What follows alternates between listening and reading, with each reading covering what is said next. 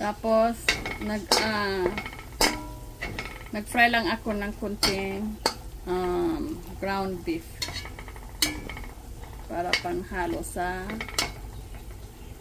spinach and cheese ravioli. Ayan. Ito na guys. Ito yung ulam ng anak ko, dalawang anak ko. Gusto kasi nilang pasta. So ito yung ravioli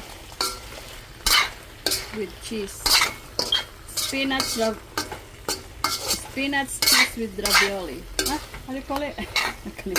Spinach cheese ravioli. Ayan. Ito na.